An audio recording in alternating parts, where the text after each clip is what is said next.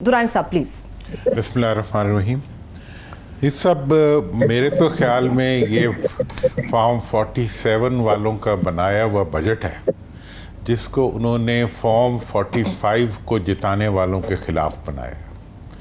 यानी कि वो अवाम जिन्होंने अपने नुमाइंदों को उनको जिताया, जिनको ये नहीं चाहते थे, उनके खिलाफ ये बजट है। इस बजट को अगर आपके जो फिगर्स हैं उनमें देखा जाए या इसके अपने फिगर्स में देखा जाए, ये आवाम के लिए तो एक लर्जा खेज़ बजट है और सियासतदानों के लिए शायद मफाद खेज़ हो।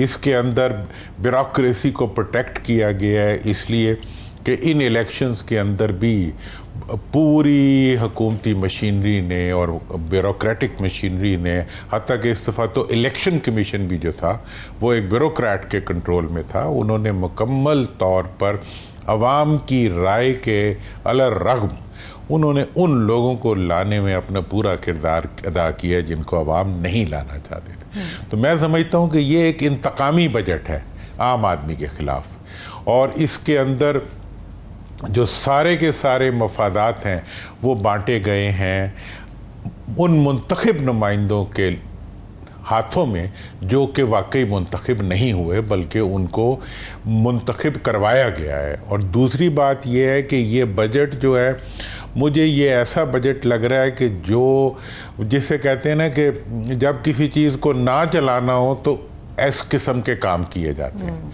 मतलब यह है कि ये असम्बली को चलाने वाला बजट नहीं है, ये असम्बली को उड़ाने वाला बजट है। और ये बजट जो है ये अवाम के साथ अपने ताल्लुकात बनाने वाला बजट नहीं है, अवाम को चिढ़ाने वाला बजट है। और अवाम की जेबें काट के, अवाम की मतलब उनके मुंह से जो निवाला छीन के जिन लोगों को दे रहे हैं, मुझे नहीं समझ आती कि वो किन सड़कों पे फिरेंगे, वो किन लोगों के पास जाके वोट मांगेंगे और वो कहाँ जाके छुपेंगे। मुझे आज अमेरिका से एक साहब आए हुए थे, वो कह रहे थे यहाँ क्रिकेट के साथ भी जो हमारे लोग गए हुए हैं ना, नॉन लोग, वो कहीं पब्लिक में नहीं जाते। पब्लिक उनको, पाकिस्तानी पब्लिक जहाँ मिल जाती है वो उनके अगेंस्ट रिएक्ट करती है। इस बजट के बाद तो मुझे नहीं लगता कि ये सड़कों के ऊपर भी फिर सकेंगे। जी दानियाल, आप डेवोल्यूशन के पाकिस्तान में आर्किटेक्ट्स के अंदर हैं और ये हम उम्मीद कर रहे थे कि ये अपने खर्चे कम करेंगे, कई डिवीज़न उड़ा देंगे जो सूबे में लगे हुए हैं 10 अमेंडमेंट की इम्प्लीमेंटेशन करते हुए, और यहाँ ये बिल्कुल नज़र नहीं है। खर्चे 30% बढ़ गए और 40% उन्होंने टैक्सेस भी बढ़ा दिए। तो इसके पीछे आपको मईशत के कोई असूल नज़र आते हैं या इनका कोई सियासी एजेंडा है? अगर वो सियासी एजेंडा है तो वो क्या हो सकता है? इसमें कोई एकदमनी नहीं है, ऐसी ना कोई नई सिमत है। और ये बातें कर रहे थे बजट से पहले कि हम ये कर देंगे वो कर देंगे, वो सब बातों की हद तक रह गए हैं। असल में सारा कुछ निकल आया है बाहर, और ये स्टेटस को का बजट है और स्टेटस को पाकिस्तान मजीद बर्दाश्त नहीं कर सकता, क्योंकि मईशत को स्टेटस को के मुताबिक चलाते हुए हम दिवालिये की तरफ बहुत जल्दी से बढ़ रहे थे। तो ये मजीद जो हम देखना चाह रहे थे इसमें कि ये बताते कि जो तकरीबन 1 खरब से ज्यादा पैसे हर साल हम ज़ाया करते हैं स्टेट ओन एंटरप्राइजेस पे, उस पे को खातर खा ये बताते कि जी हम इस साल 3 कम से कम या 4 या 7 कम से कम प्राइवेटाइज करेंगे, और उसमें से जो प्रोसीड्स हैं प्राइवेटाइजेशन के उनको हम कर्ज उतारने में इस्तेमाल करेंगे, ताकि ये कर्ज का बोझ हमसे कम हो, और इतने हम टैक्सेस बढ़ाएंगे और ये बदतरीज हम ये कर्ज जो है इस तरह से खत्म करेंगे ताकि बैंक्स को पैसा वापस मिले और मईशत का पहिया चला सके इन पैसों से, ना कि सारा का सारा हुकूमत अपना खसारा पूरा करने के लिए ले रही है। लेकिन ये सोच करना कि ये कर पाएंगे, ये हमारी खाम ख्याली थी और इनकी बातों में आने की जरूरत नहीं थी, क्योंकि बजट से पहले ही ये पता चल गया था।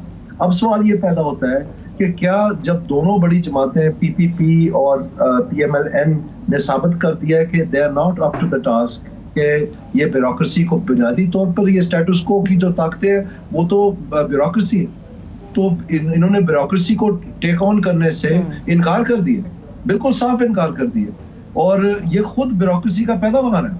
तो ये कैसे उनको टेक ऑन कर सकेंगे? आपने अच्छा किया डेवोल्यूशन का जिक्र किया, मैंने ब्यूरोक्रेसी को रिफॉर्म किया हुआ है और मुझे पता है इसमें इन्वॉल्व क्या है।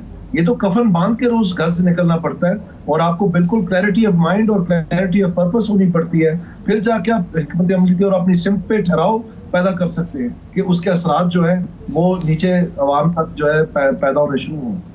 तो इन्होंने तो वो जो किए हुए मिले थे रिफॉर्म्स, जो खुद यूनानिमसली असेंबली ने पास कर दिया था आर्टिकल 140A, जो कह रहे थे कि हमने डिक्टेटरों की बुरे डब्बे जो है आइन पे वो निकालने हैं। ये आर्टिकल 140A जो लोकल गवर्नमेंट्स का तर्ज भी और लोकल गवर्नमेंट्स का वजूद भी यकीनी बनाता है, आइन का आईनी तहफ़्फ़ुज़ देता है, वो इन्होंने यूनानिमसली पास किया इन्हीं दो जमातों ने। अब एक छोटा सा ब्रेक लेते हैं, ब्रेक से वापस आएंगे, डिबेट यहीं से आगे बढ़ेगी। Stay with us.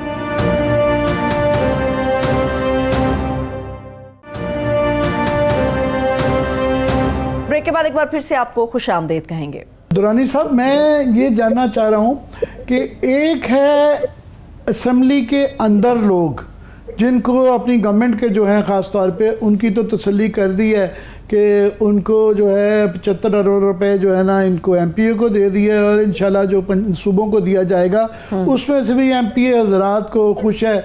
कोई 10% हमें बताया जाता है जेब में डालेगा, कोई 20%, कोई 75%, और काफ़ी ऐसे हैं हमारे कुछ सूबों में हालात के जहाँ 100% भी जेब में चला जाता है कमीशन की सूरत में। अब एक असम्बली से बाहर की दुनिया भी है जिन पे 4000 का जो अरब रुपए, 4000 अरब रुपए के 40% टैक्सेस की जब भरमार होगी, जिसका एक मेजर चंक गरीब आदमी के ऊपर पड़ेगा। पहले ही यहाँ किसान सड़कों पे हैं, यहाँ वकील सड़कों पे हैं, गाय बगाए हम देखते हैं नर्सें टीचर भी आ जाती हैं, और फिर ये है कि फॉर्म 45 की लड़ाई भी चल रही है। तो जब ये लोग, बिजली भी बढ़ेगी, महंगाई भी बढ़ेगी, और पहले ही एक पॉलिटिकल डिवीजन लड़ रही है, और ब्यूरोक्रेसी से भी अब इस तरह की एक इशारे आ रहे हैं कि उनके भी बस, वो कहते हैं ना, आप ही का शायद जुमला था कि बस हो गई है, तो वहाँ से भी इस तरह के फैसले आने शुरू हो गए हैं कि वो ये पुराने वाले सूरत हाल नहीं है। तो ये ओवरऑल सिनारियो में कैसे आप मंजरनामा देख रहे हैं?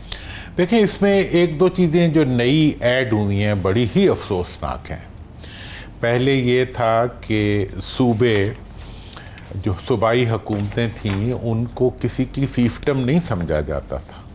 अब तो ये हाल है कि सिंध की जो इस वक्त के हुक्मरान है वो समझते हैं सिंध के अंदर जो कुछ है वो उनकी ज़ाती मलकियत है, खा वो स्टील मिल है और खा वो PIA का हेडक्वार्टर है, कोई भी है, वो कहते हैं ये बिकेगा तो हम लेंगे या हमारी मर्जी से हो।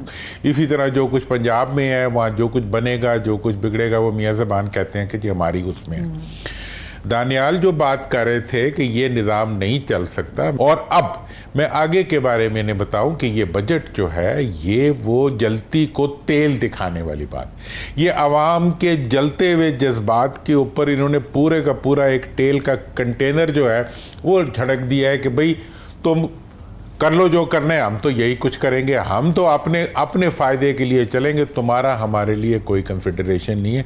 लिहाजा मैं ये देख रहा हूँ कि इस वक्त दिवालिया तो पता नहीं हमें दुनिया होने देगी, नहीं हो, इनके हाथों दिवालिया हो जाए तो इन्हें दिवालिया करके चलो फारिगी कर दे, हमें तो ये दिवालिया भी नहीं होने देते।